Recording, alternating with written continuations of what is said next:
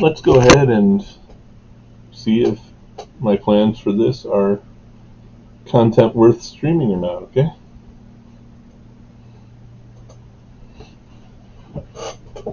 So basically, what I'm going to be doing is probably a weekly stream where honestly I do whatever I feel like on any given week. I have a large number of board games that have a single player aspect to them, and plan on doing single player playthroughs to kind of demonstrate and talk about the different board games and see how those go. But I've also got several video games that are at least tangentially related to different animation, and so may do some streaming on some of those. It's really going to be kind of similarly to the way I do my videos, just based on whatever I'm feeling like on any given week. So for this first trial run on the stream, we're going to do a little playthrough of the G.I. Joe deck building game. So this is the G.I. Joe deck builder from Renegade Games Studios, and it is, hopefully as you can see, a 14 and up game for 1 to 4 players. So there is a single player component that allows you to, if you're like me, not having a gaming group, still be able to go through and have a good time. The interesting thing about the G.I. Joe deck building game, for anyone who's a G.I. Joe fan, is that several of the play aspects are based on the G.I. Joe cartoon or comic book. So this initial set comes with 2 different missions, because unlike some of the other deck builder games where the only point of the game is to defeat a main villain or meet a certain set of criteria, this G.I. Joe deck builder game is built around various missions. Now, sorry, I haven't seen Raptor show up yet. Or Xandar, sorry. But there are several expansions already available for it. This first core set of the deck builder, we'll open it up and take a look here. Comes with a couple of ads for, they also do the Transformers game, as well as the Power Ranger game, not to mention the tabletop pen and paper role-playing games for both, well, not both, but for G.I. Joe, Transformers, Power Rangers. Plenty of 80s nostalgia products out there. So I know they're officially partnered with Hasbro. Hasbro Pulse carries some of their stuff on that website too. But so this core set comes with 2 different missions that you can run. So this is kind of the instruction manual, and you can see here that the story missions are either, well, hopefully you can see this, are either the mass device or one called Operation Total Control. So the mass device is obviously based on that first 5-episode miniseries of G.I. Joe from 1984, with the core concept being similar to what we saw in that 5-episode miniseries with G.I. Joe battling Cobra for access to the mass device and the rare chemicals that power it. So I think that's the one we'll probably take a look at tonight. According to the box, the playthrough should take 30 to 45 minutes. Well, C10, you have nothing to worry about then, if you're already radioactive. Well, I suppose maybe if it's a different type of radioactivity, it might exacerbate the problem, but yeah, we'll just go with it and see what happens. Yeah, sorry in advance, Mrs. Slinky. I know that I have a tendency to be a bad influence. And there's every possible chance that this will be a bad influence. Um, because not only do we have the core set here, but also just to show everybody a little bit in advance, there's a Cold Snap expansion, which this expansion includes the Dreadnoughts and several Arctic-themed Joes as part of its mission parameters. And each of these expansions, I believe, come with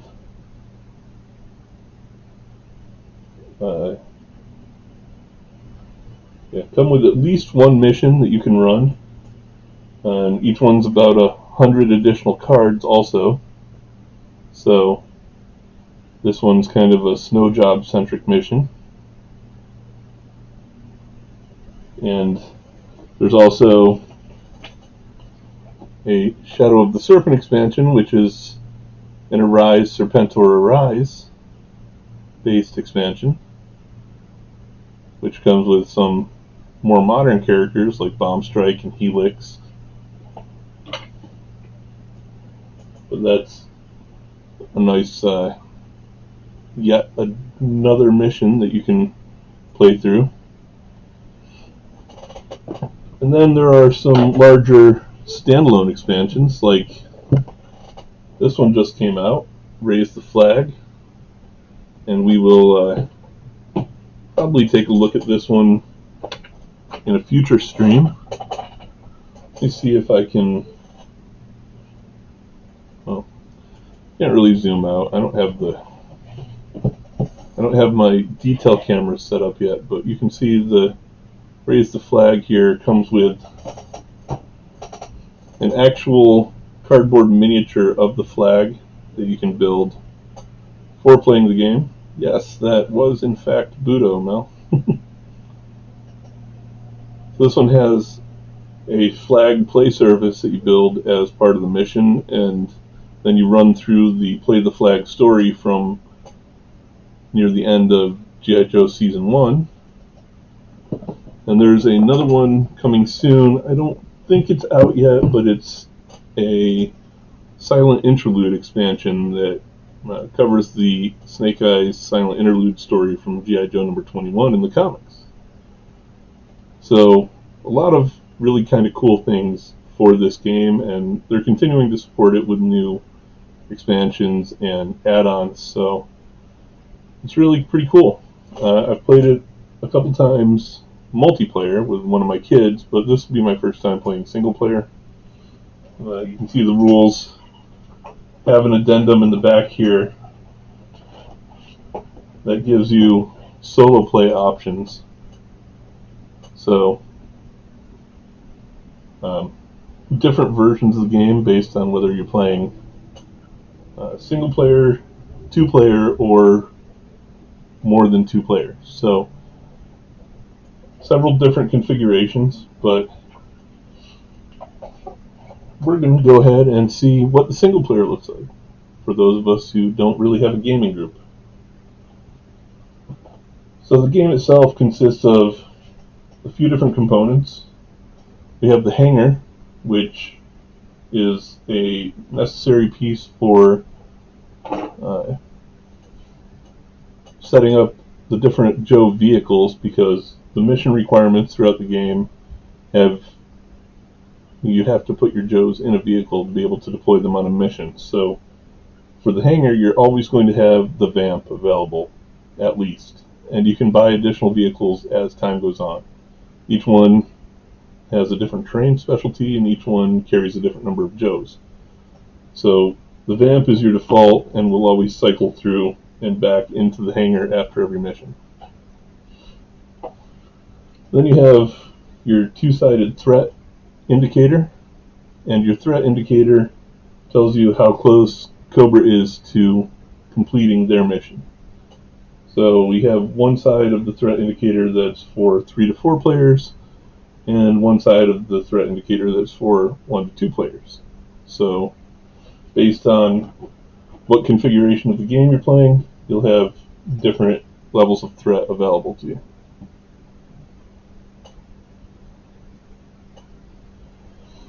You have a turn marker, so for the single player solo experience, the turn marker actually flips two sides because solo players get what's considered 2 consecutive turns, with one turn not executing the default turn steps. We have several dice because in this game missions are accomplished through various dice rolls.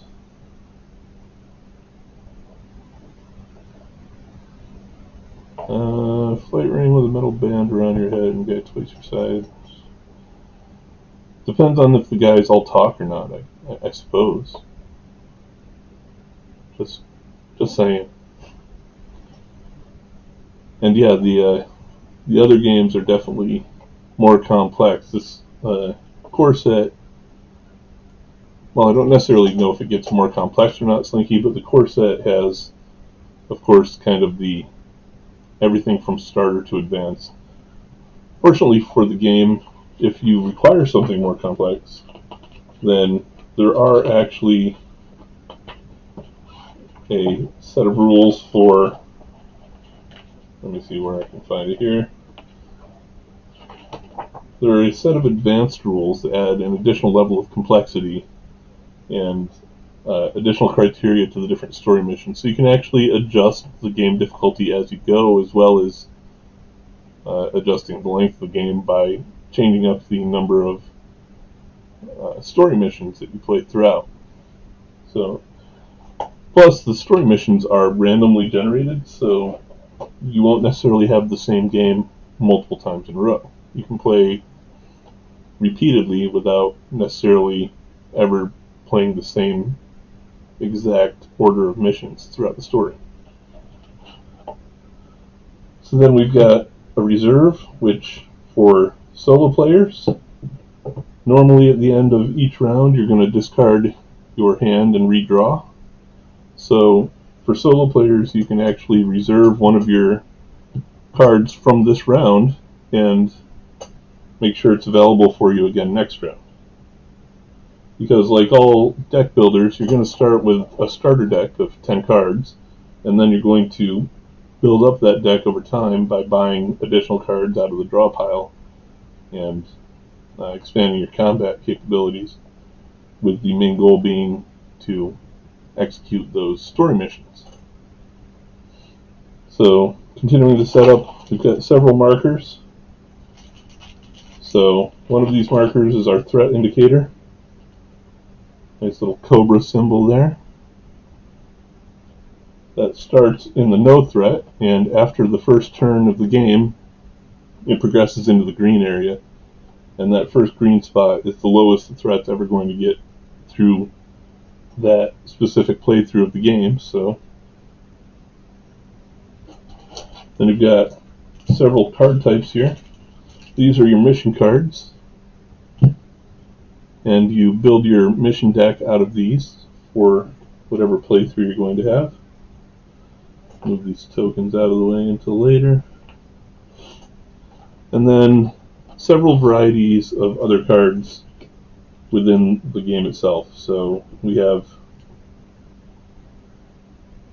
this deck here, which is our draw pile, and our draw pile is going to consist of things like different G.I. Joe characters, equipment, things that will benefit you in battle and combat, and things that you're going to use to complete the mission.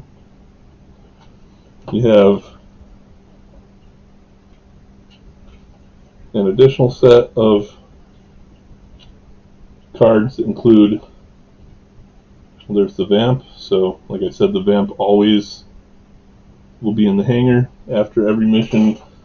Most vehicles are going to get sorted back into your discard pile so that you'll have to rebuy them later, but the vamp in particular always recycles back into the hangar so that you have at least one vehicle available for missions.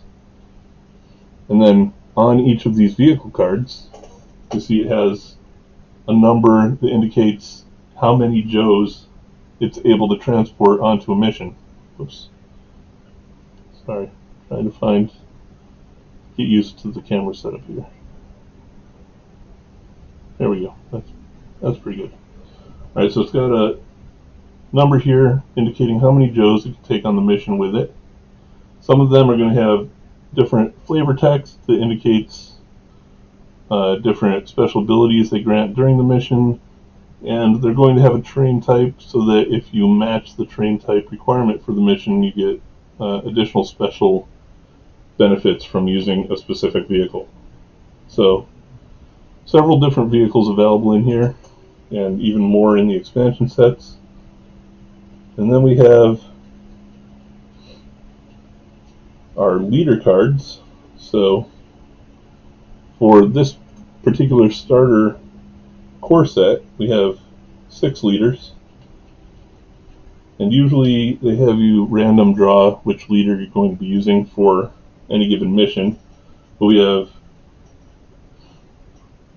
Duke, Flint, Snake Eyes, Scarlet, Roadblock, and Lady J as our available leaders for this mission. And I don't know if you can see here, hopefully, but there is a wide variety of art styles throughout the game. Mostly, I think, in-house, but some of them taken from various iterations of G.I. Joe comics as well. So I think most of the cards look pretty cool. And then for each of our different leaders, we also have versions of them that are considered promoted. So as you play, you can spend some of your game resources to promote your leader and give them additional abilities or increase their power levels.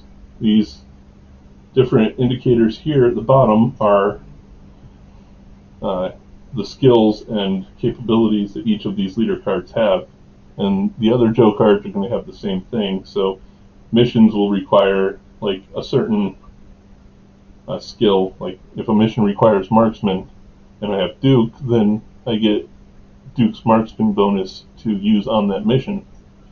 Whereas if I have a card that doesn't have a marksman bonus, I'm still able to use it on the mission, but I have to use it as a wild card, and it only gets a value of 1. So it's kind of about building your team for each mission to specifically address the requirements of that mission, make sure you've got what exactly that mission is looking for. So then we've got cards that are essentially your green shirts. So these are your basic cards that your 10 card starting deck will consist of a few of these, and they're also only the cost of 1, so they're like deck builders. If you have very little energy that you can use at the end of a round to buy cards with, you can always fill in your deck with some extra green shirts. And then there are defuse cards, which you can play side missions throughout the game, which come from the draw deck, and they're used to supplement the play with the main missions from the story missions. And these you can buy to reduce the difficulty level and whatnot of those side missions. You have complication cards. So certain missions will require you to set out a certain number of complications associated with that mission, and they're randomly drawn and they're put face down. So as you progress through the story, you'll get to a story card that says X number of complications. You'll have to unveil those complications and resolve them during that part of the story mission.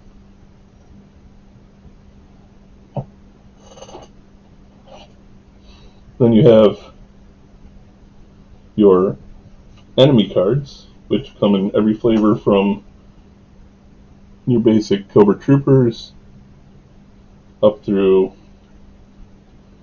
things like full Cobra battalions, all the way to your Cobra leadership, which are all of your named, recognizable villains from G.I. Joe mythology.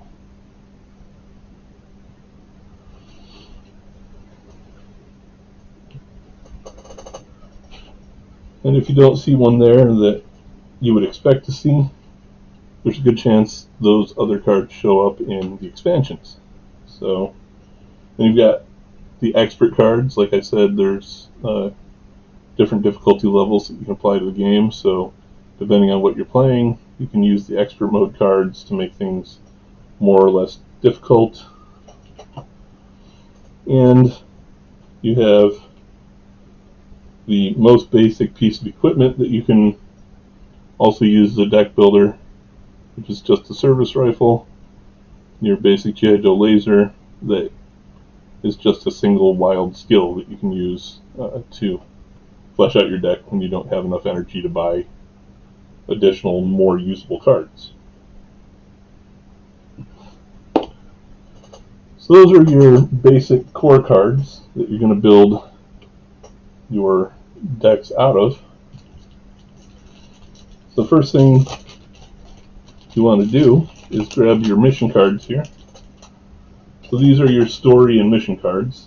You can see that each of them have mission 1, which in this case is the mass device, or mission 2. So for this one, I'm going to grab my mission 1 cards and set my mission 2 off to the side. Each one of these is marked with either a 1, 2, or 3 Roman numeral, and those indicate the different phases of the story. Each story is going to progress in 3 phases. Yeah, it is definitely a little more difficult than either Marvel or DC, Tim, because, like I said, both of those are based on beat the bad guy, right? But I like that this is more of a mission-focused game. It's something that adds a little different level of interest. So you can, Slinky, each of those expansions, you can just shuffle them straight into your main deck and leave them there so that they live there forever, and just add those story cards to your different story decks also. So, like, these are labeled Mission 1 and 2, but, like, Cold Snap would be labeled Mission 3, so if you add the Cold Snap cards in, you can just treat it like additional content for the core game. So, that's a pretty neat aspect of it as well. And then the way that the story deck works is you have 3 main components for each story. So for mass device, you can consider them chapters essentially. So you've got the Rescue the Scientist chapter as 1.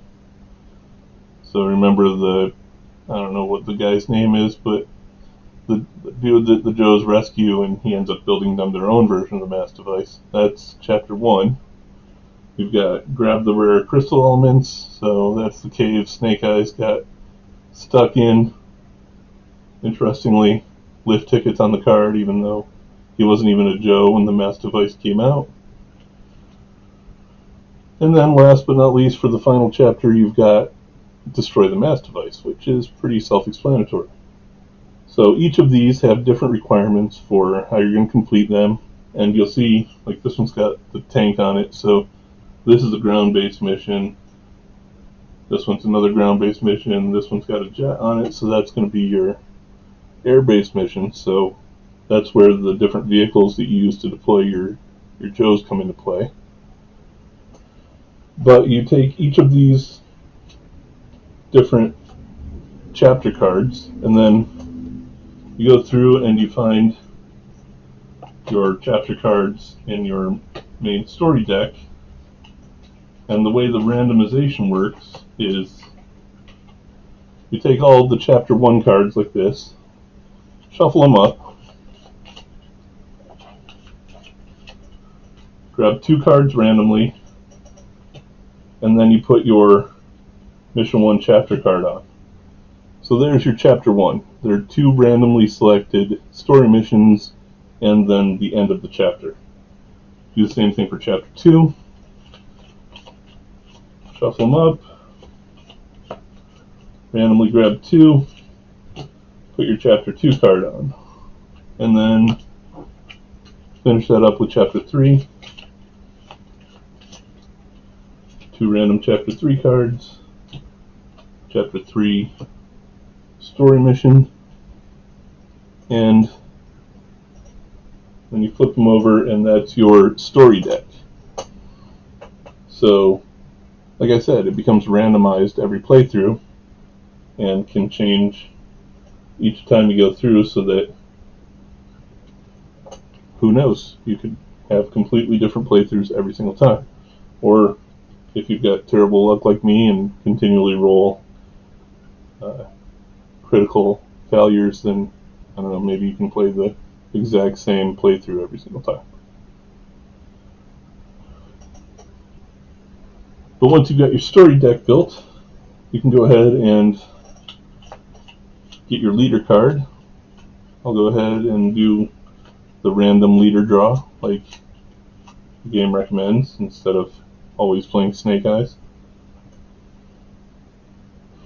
Somebody pick a number 1 through 6. We'll do 1 on the left and 6 on the right, and I'll take whatever number anybody throws out. First come, first serve.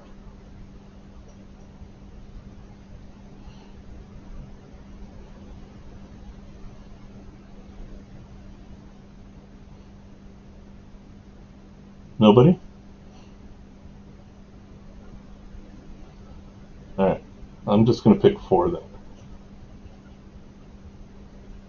Which means I'm starting with Lady J as my mission leader. Oh, close, Slinky. Sorry. Guess I've got a delay that I wasn't accounting for.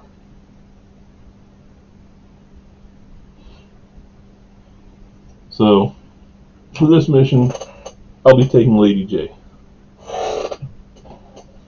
Now, one of the main differences between the solo game and the multiplayer game is that I can take my promoted Lady J card out of this deck, set it aside, but then I can also take the remaining promoted leader cards and shuffle them into my main deck so that they can be recruited like regular Joes.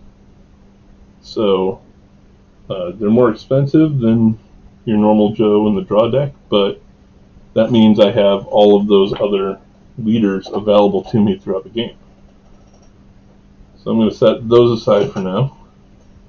Then this is my draw deck, so I can actually shuffle those into it.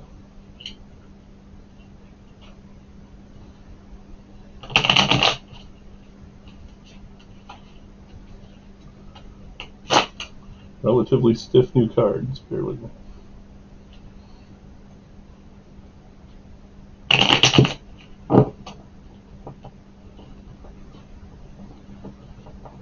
Wow. This makes it look like I can't shuffle. Makes it look like I'm not a former Army guy that played spades endlessly every time we were in the field.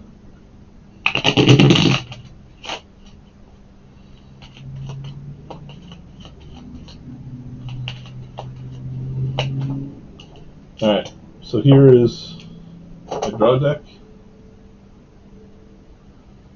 which is essentially a library. We'll set that here. I'm going to set my promoted Lady J off to the side because I don't need her yet. And then the rest of my starting deck is going to be 6 G.I. Joes, 1 comms, 1 diffuse, and 1 second effort. So, grab 6 of my Joes.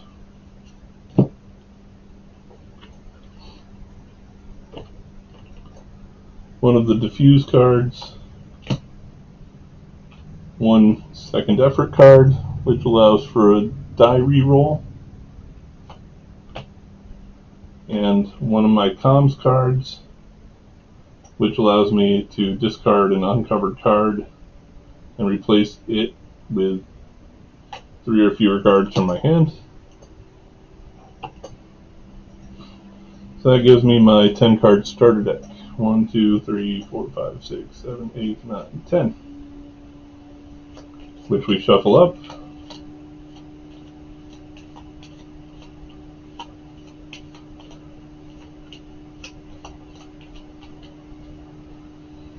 And we put there's the draw pile. I might need to figure this out as I go to increase the size of my play space, but this is just my first experimental stream. So, like I said, thanks for bearing with me and being my guinea pig audience. So, our first mission is decode the secret transmission. Again, card's got mainframe on it. Mainframe was not at all a G.I. Joe during the Mass Effect, but the Mass device, but we'll have to suspend disbelief here. So this one says to increase the threat to 3 spaces, and then we need a combat power of 5 to be able to complete this mission. So that's what this is here, which means whatever Joes I decide to send on the mission to try and complete it, when I roll the dice for them, I need to get 5 or more successful attacks. So each of the die have a miss, a single hit, or a double hit.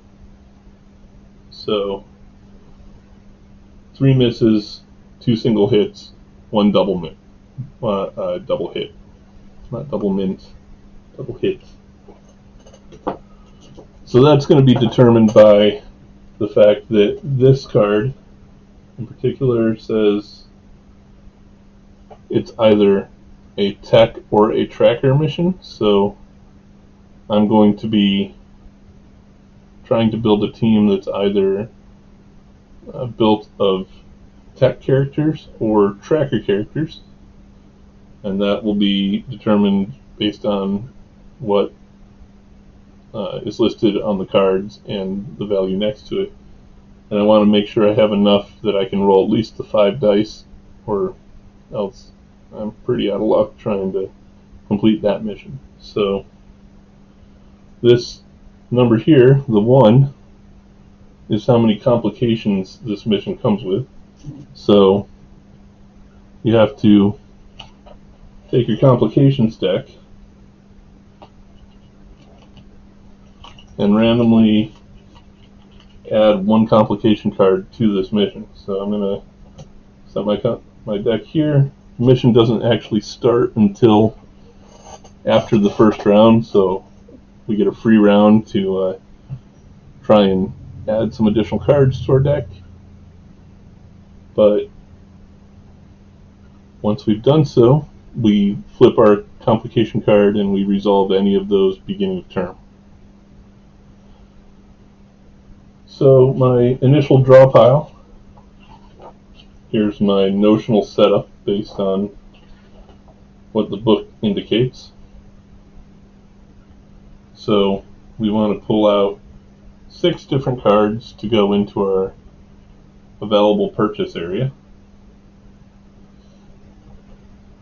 So I'll flip up the top 6 cards here.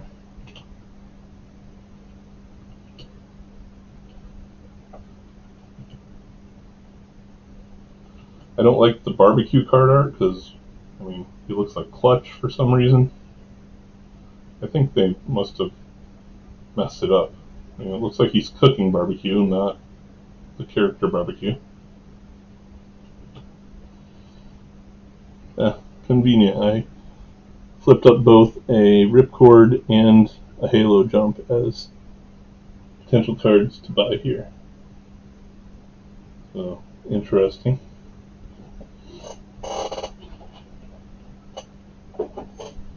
And then I'll draw my first 5 cards from my draw deck. In case you can't really see it, this is what I mean about barbecue not looking like barbecue. I think they may have messed up on this particular card, because that's not even close. The Ripcord card, however,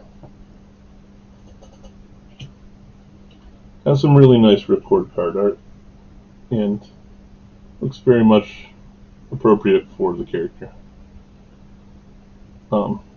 More cards than not look good, so don't take barbecue as representative of what the entire game looks like.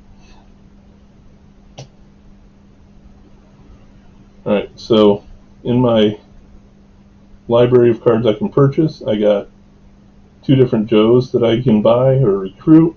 I got a couple pieces of equipment here with the drone strike and the detonator. I got a utility card, which is a special ability, and I got a Sky Striker, which I can buy as a new vehicle to add to my hangar to use on the mission if I want to. So now, looking at the cards I drew, I have 2 of my green shirt cards, which each grant me 1 combat power, which means if I were to quote-unquote play those this turn, I would have essentially 2 points to spend to buy cards from my library here, which means if I were to play these 2, get those 2 points to spend, then I could buy barbecue and add him to my main deck. So he's the only one I can really afford right now. I'll go ahead and grab him, discard my hand, refill my library. Oh, Cover Girl. That's an expensive card. No, I guess not expensive, but a good card to have. So now, beginning of the second turn, here's where I start the first turn criteria on the... Oh wait, I'm playing solo game, so I actually get that second turn because of the solo game turn meter. So I can take that second turn without having to activate the mission yet. And on this second draw, I got 4 green shirts and Lady J for 5 total power, which means I can actually take that 5 power and spend it to get 5 different points worth of cards. One thing that I do have to check, because I'm worried that I'm applying the DC deck building game rules to it. Yeah. So the corner here is the cost to recruit, which means Cover Girl absolutely is an expensive card at 7 points to recruit. And then the other number on it in the star is going to be the actual value of the card. So the value is what... I don't even remember what the value does. I know in the DC game the value you win based on a point system, so for now, I'm just going to ignore the value. But I have 5 points to spend here. I can get any of these cards except for Cover Girl. So I think my best bet is to probably continue trying to build out my Joe team. So I'll go ahead and take Ripcord as the card I purchased for this turn to add to my deck, and not spend those last 2 points. Then I discard my hand, refill my library, shuffle up my deck again now that it contains those 2 additional cards, redraw my 5-card hand, and now I'm at the beginning of turn 2. So here's where I'm going to grab my mission card and put my mission into effect. So the effects of this mission card are to bump my threat indicator up to 3, which, if at any point during the game the threat indicator gets to the very top of the scale, game over. And I'm also going to flip up my first complication card because of the complication card value on that story card.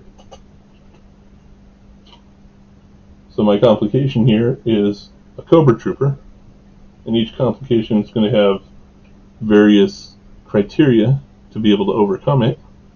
So the Cobra Trooper says that when gained, place into your discard pile, play this card during your turn. If this card is not defeated by the end of the turn, discard it. So essentially, Cobra Trooper as a complication means he goes into your deck and he gets shuffled into it so that randomly he's going to pop up and become an additional challenge for you. So complications can take any kind of form like that, but that's just kind of an example of an early complication. So if I wanted to, I could try to take on the story mission this turn, but because it has a criteria of 5 to be defeated, and, well, here I only have 2, there's no possible way I would be able to get enough combat power to be able to defeat it, so the best I can do is take my 2 power that I have and try to continue expanding my deck. There's not much I can buy with 2 points except for Ace here, so I'm going to go ahead and grab Ace, add him to my deck, move on to the second solo turn, discard, draw 5 more, refill my library, 1, 2, 3, 4, 5.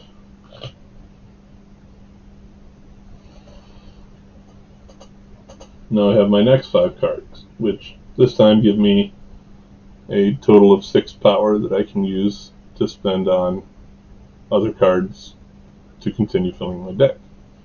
So if I were to have 6 power, then I could take like a Sky Striker and a Hacking Gear. So the Sky Striker would give me a new vehicle that I could use for airborne missions, and the Hacking Gear gives me the ability to draw cards on successful hits, so I can increase my combat power that's in my hand by attacking and getting additional cards for that turn. And then that's pretty much how play continues, and you just go through and work your way through your story deck. And you just have to beat the threat meter to the end of the story. Each different story chapter is going to continue to tell you to increase the threat level. You're going to continue to get new complications. I can remember what they were called. You're going to continue to get new complications as you go, and you're just going to continue to build out your deck with more and more cards as they continue to appear in your library. So it's kind of a pretty strategic game based on the fact that you not only have to build your team, but you have to try and do your best to meet criteria as far as what the mission requirements are for like a vehicle or special abilities. So it doesn't matter if you've got the best team out there with Snake Eyes, Duke, and Roadblock. If the mission that you're trying to send them on is tech based, then those 3 aren't going to really cut it. So a lot of good strategy to it, a lot of really nice card art. 10. Yeah, you'd like some of these. We'll go through and see some of the better card art here, but several different vehicles available. And the card art is generally, oh, there you go, Mel. I know you're a fan of Lightfoot. Got Lightfoot in there for you. But for the most part, the card art's going to be on par with a lot of the comic art out there. So some good stuff, and it's actually a lot of fun. So for somebody like me that doesn't have a lot of opportunity to play with many different people, the fact that it is so versatile with the changing missions and the fact that, yeah, I think that, well, it doesn't give artist names on any of the cards, but I would be interested to go through 10 and see who some of the main artists on them were. But there's some really, oh, wait, here you go, Mel. There's some really well done cards, like this one, featuring Mel's beloved Battle Force 2000. In fact, featuring mostly casualties from the Battle of Benzine. I think that must be some kind of a tribute. But yeah, some really good stuff on some of these. And other than that one barbecue card, I don't think that there are any others in the set that I would complain about. I do find it interesting that Hawk is in here, but he's not one of your 6 optional leaders for the core set. I know it says leader at the top, but that's not the same as your leaders like Lady J and the others. Those are a different class of leader card. And then the fact that, you know, those 2 primary expansions that I showed with Cold Front and the Serpentor expansion both just increase the scope of the core game. They can just be added to it. And then you've got other things like Raise the Flag, which can be played as a standalone expansion. They add some interesting extra dimensionality to it as well. So there's a lot of replay value to it, and a lot of nostalgia for, you know, G.I. Joe fans like us. I'm not going to go through an entire game on this first stream, but just kind of a trial run to see what everybody thinks about this sort of thing, going through and seeing some different one-player options for board game fans that don't necessarily have the time or energy or social connections to go out and play in a group. Let's give you an introduction and some ability to look a little in-depth at some of this and just expand your knowledge base of what's out there, because I know I like a chance to play, and this is almost like playing with other people. So I think that, yeah, let's go ahead and call it a night on this one, but I'll definitely be talking to those of you that attended and getting some feedback, making whatever improvements I can, and try to do this weekly, see what comes of it. So, yeah, thanks everyone. I appreciate you all being here, and I look forward to hearing your feedback. And I will see you all on YouTube or next week here, hopefully.